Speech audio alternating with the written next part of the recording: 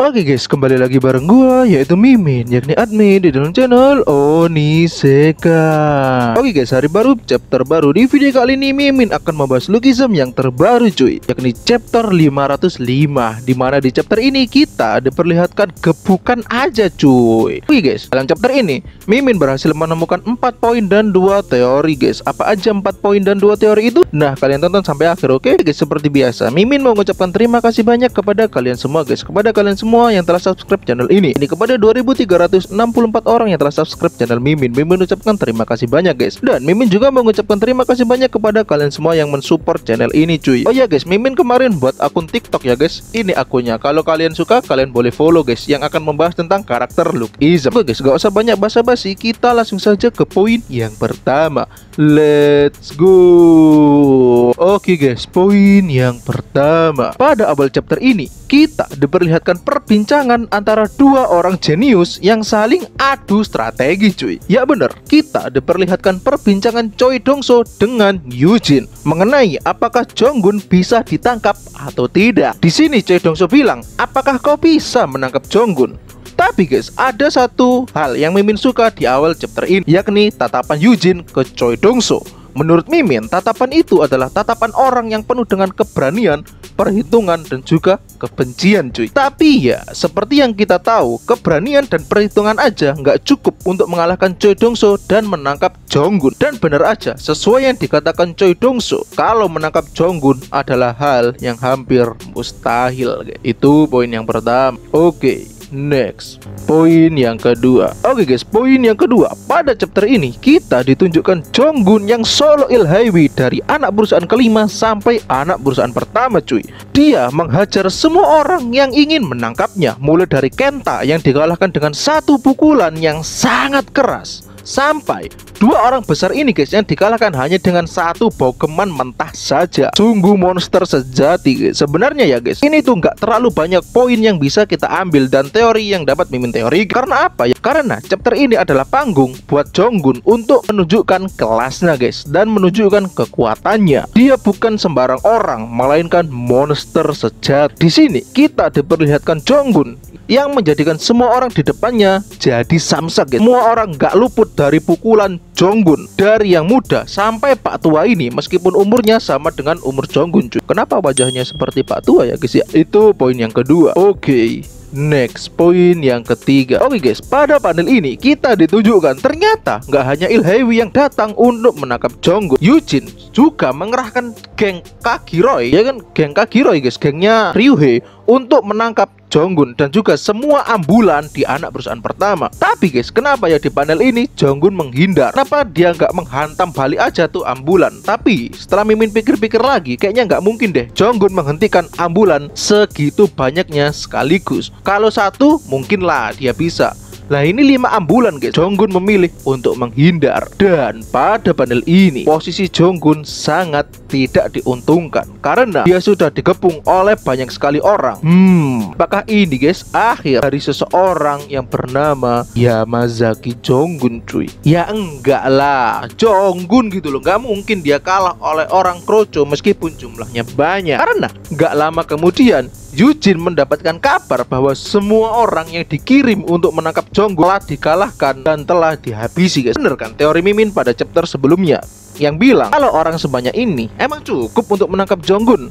Dan sekarang terbukti kan kalau orang sebanyak ini tidak cukup untuk menangkap Park Jonggun guys. Karena meskipun mereka banyak tapi kualitasnya itu kroco cuy. Itu poin yang ketiga. Oke, next, poin yang keempat sekaligus poin yang terakhir. Oke guys, poin yang keempat pada chapter ini kita juga diperlihatkan saat Yujin menyebutkan kalau akan melakukan rencana lain. Kita ditunjukkan hal yang tidak terduga guys, yakni Choi Dongso yang terkejut mendengar hal itu. Dan bagi Mimin hal ini menandakan hal yang cukup serius guys. Karena apa? Nanti akan Mimin bahas di teori cuy. Bahkan Yujin juga mengetahui dan menyinggung kalau Choi Dongso terkejut mendengar apa yang dia lakukan. Tentu saja operasi menangkap Jonggun bukan sebatas itu saja guys, bukan sebatas mengerahkan kroco aja, Tentunya Yujin sudah menyiapkan rencana yang sangat luar biasa bagus untuk menangkap Park Jong-gun. Dan bener aja guys, saat Jong-gun ingin keluar dari terowongan, dia melihat siluet banyak orang di depan terowongan itu. Namun ya namanya Park Jong-gun gitu loh,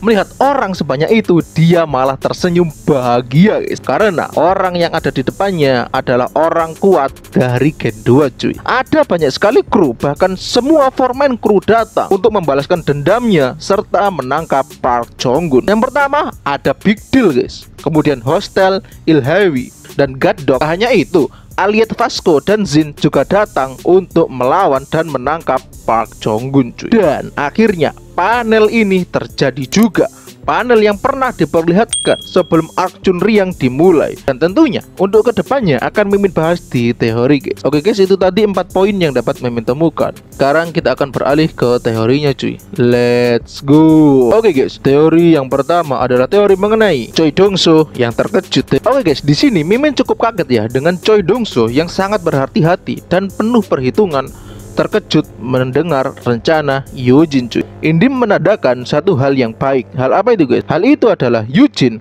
masih belum bisa dibaca sepenuhnya oleh Choi Dong-soo, yang menandakan rencana Yujin pasti akan ada yang berhasil, entah mengirimkan kertas merah, rute lain, atau menangkap Jong-gun guys. Di sini Mimin punya beberapa teori. Yang pertama, kertas merah dibawa oleh pihak lain, contohnya King Hobin guys, dibawa oleh King Hobin, sedangkan mereka semua hanya untuk menunda Park Jong-gun guys. Itu yang pertama. Yang kedua, Yujin akan mengubah rencananya dari menangkap Jong-gun menjadi menghabisi Jong-gun guys, karena menangkap Jong-gun tentunya hal yang sangat sulit, apalagi menangkapnya hidup-hidup. Kalau menghabisinya, yang artinya mereka harus mengerahkan semuanya untuk menghabisi Jong-gun. Pertanyaannya itu gini, apakah mereka bisa menghabisi Jong-gun? Tentu saja itu hal yang sangat-sangat sulit untuk menghabisi Park Jong-gun cuy. Jadi masih ada kemungkinan Choi Dong-soo bisa tertangkap oleh Yujin dari chapter ini. Tapi di chapter sebelumnya kan juga menjadi misteri guys, alasan Lee Ji-hoon tidak bertarung dengan Choi Dong-soo, yang artinya Lee Ji-hoon belum 100% mengkhianati Choi Dong-soo. Itu teori Mimin yang pertama. Menurut kalian gimana guys? Komen di bawah ya. Oke, next. Teori yang kedua adalah teori mengenai apa yang terjadi selanjutnya dan kenapa Park Hyung-suk masih belum kelihatan. Oke guys, untuk chapter selanjutnya kita tentunya akan lebih diperlihatkan pertarungan lagi antara Gen 2 melawan Jong-gun guys. Apakah ini Jong-gun berarti solo lookism guys? Menurut kalian gimana? Dan pertarungan mereka tentunya akan sangat seru guys. Lawan Kroco aja seru, apalagi lawan orang-orang kuat tersebut. Tapi menurut Mimin ya, menurut Mimin pribadi, itu masih belum cukup untuk menangkap Park Jong-gun guys. Itulah kenapa Park Hyung-suk masih belum kelihatan sampai sekarang. Menurut Mimin ada dua kemungkinan Park Hyung-suk belum kelihatan. Kemungkinan enggak guys, bercanda. Kemungkinan yang pertama, Hyung-suk akan bangun beberapa chapter ke depan setelah semua Gen 2 ini kalah oleh Jong. Park Hyung-suk Ori akan bangun dan mengaktifkan Black A-nya cuy.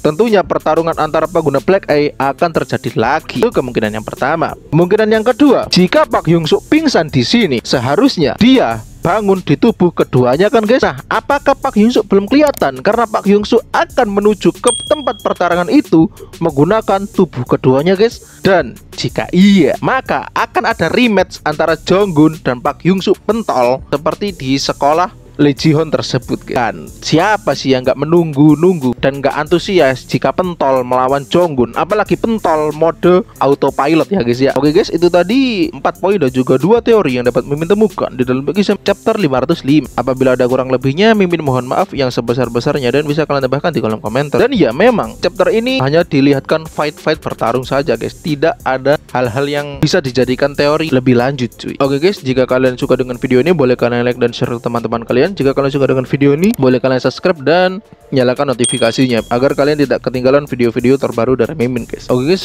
segini dulu video dari Mimin. Sampai jumpa di next video. Bye bye bro. Oh iya guys, jangan lupa kita teorikan Park Hyung-suk akan bangkit dengan Black A-nya atau pentol yang akan datang guys. Menurut kalian gimana? Komen di bawah ya. Bye bye, see you. Fearless.